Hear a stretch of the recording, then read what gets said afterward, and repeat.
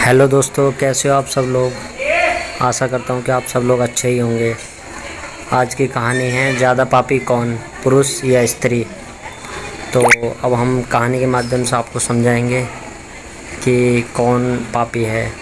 तो हम कहानी स्टार्ट करते हैं।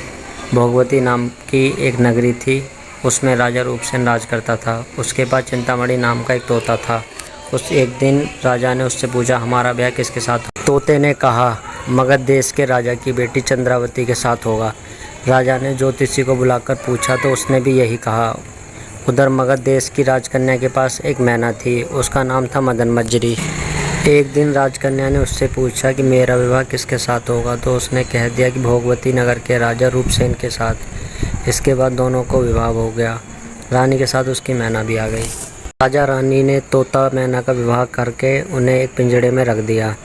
एक दिन की बात है, तोता मैना में बहस हो गई। मैना ने कहा, आदमी बड़ा पापी, दगाबाज और अधर्मी होता है। तोते ने कहा, स्त्री झूठी, लालची और हत्यारी होती है। दोनों का झगड़ा बढ़ गया तो राजा ने कहा, क्या बात है, तुम आपस में लड़ते क्यों हो। मैना ने कहा, महाराज मर्द बड़े बुरे होते हैं। इसके बाद मैना ने एक कहानी सुनाई। इलापुर नगर में महाधन नाम का एक सेठ रहता था। विवाह के बहुत दिनों के बाद उसके घर एक लड़का पैदा हुआ। सेठ ने उसका बड़ी अच्छी तरीके से लालन पालन किया, पर लड़का बड़ा होकर जुआ खेलने लगा। इसी बीच सेठ मर गया। लड़के ने अपना सारा धन जुए में खो दिया। जब उसके पास कुछ न बचा तो वह नगर छोड़कर चंद्रपुरी नामक नगरी में जा पहुंचा। वहां हेमगुप्त नाम का साहूकार रहता था। उसके पास जाकर उसने अपने पिता का परिचय दिया और कहा, मैं जहाज लेकर सौदागरी करने गया था, माल बेचा, धन कमाया, लेकिन लौटते में समुद्र में ऐसा तूफान आया कि जहाज डूब गया और मैं जैसे तैसे बचकर यहाँ आ गया। उस सेठ की एक लड़की थी, रत्नावती। सेठ को बड़ी खुशी हुई कि घर बैठे इतना अच्छा लड़का मिल गया।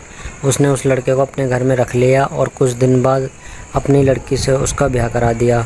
दोनों वहीं रहने लगे। अंत में एक दिन वहाँ से विदा हुए। सेठ ने बहुत सारा धन दिया और एक दासी को उनके साथ भेज दिया। रास्ते में एक जंगल पड़ता था। वहाँ आकर लड़के स्त्री से कहने लगा, यहाँ बहुत डर है, तुम अपने गहने उतार कर मेरी कमर में बांध दो। लड़की ने ऐसा ही किया। इसके बाद लड़के ने कहारों को धन देकर डोले को वापस करा दिया और दासी को मारकर कुएं में डाल दिया। फिर स्त्री को भी कुएं में पटक कर आगे बढ़ गया। स्त्री रोने लगी। एक मुसाफिर उधर जा रहा था। जंगल में रोने की आवाज़ सुनकर वह वहाँ आया। उसे कुएं से निकालकर उसके घर पहुँचा दिया। स्त्री ने घर जाकर माँ बाप से कह दिया, रास्ते में चोरों ने हमारे गहने छीन लिए और दासी को मारकर मुझे कुएं में ढकेल कर भाग गए।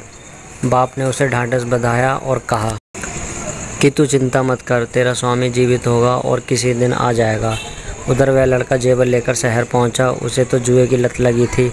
वह सारे गहने जुए में हार गया। उसकी बुरी हालत हुई तो वह यह बहाना बनाकर कि उसके लड़का हुआ है, फिर अपने ससुराल चला। वहां पहुंचते ही सबसे पहले उसकी स्त्री मिली।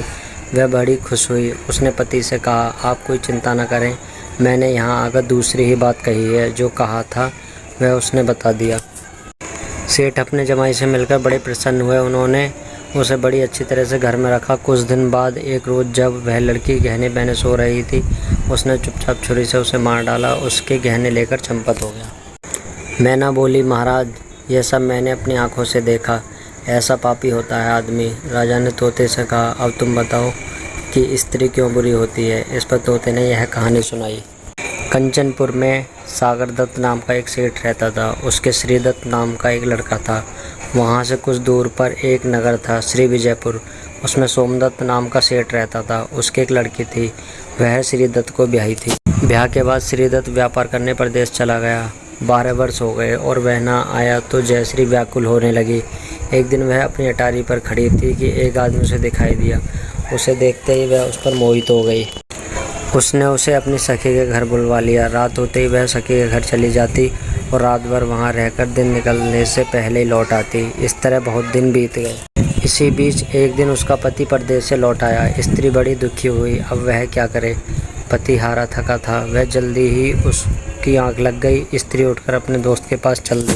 रास्ते में एक चोर खड़ा था। वह देखने लगा कि स्त्री कहाँ जाती है। धीरे धीरे वह सहेली के मकान पर पहुँची। चोर भी पीछे पीछे गया। संयोग से उस आदमी को सांप ने काट लिया था और वह मरा पड़ा था। वहाँ पेड़ जिस पर एक पिशाच बैठा यह लीला देख रहा था। उसने उस आदमी के शरीर में प्रवेश कर उस स्त्री की नाक काट ली, फिर उस आदमी की देह से निकलकर पेड़ पर जा बैठा। स्त्री रोती हुई अपनी सहेली के पास गई। के पास जाओ और वहाँ बैठकर रोने लगो। कोई पूछे तो कह देना कि पति ने नाक काट ली है, उसने ऐसा ही किया। उसका रोना सुनकर लोग इकट्ठे हुए। आदमी जाग उठा। उसे सारा मालूम हुआ तो वह बड़ा दुखी हुआ। लड़की के बाप ने कोतवाल को खबर दे दी। कोतवाल उन सबको राजा के पास ले गया। लड़की की हालत देखकर राजा को बड़ा गुस्सा आया। उसने कहा, इस आदमी को सूली पर लटका दो। वह चोर वहाँ खड़ा था। जब उसने देखा कि एक बेकसूर आदमी को सूली पर लटकाया जा रहा है तो उसने राजा के सामने जाकर सब हाल सच बता दिया। बोला, अगर मेरी बात का विश्वास ना हो तो जाकर देख लीजिए, उस आदमी के मुंह में स्त्री की नाक है। राजा ने दिखवाया तो बात सच निकली। इतना कहकर तोता बोला, हे राजा, स्त्री ऐसी होती हैं। राजा ने उस स्त्री का सिर मुड़वाकर गधे पर चढ़ाकर नगर में घुमवाया और शहर से बाहर छुड़वा दिया। यह कहानी सुनाकर बेताल बोला, राजा बताओ कि दोनों में ज़्यादा पापी कौन है? राजा ने कहा, स्त्री। बेताल ने पूछा, कैसे? राजा ने कहा, मर्द कैसा ही दुष्ट हो, उसे धर्म का थोड़ा बहुत विचार रहता ही है, स्त्री को नहीं रहता, इसलिए वह अधिक पापिन है।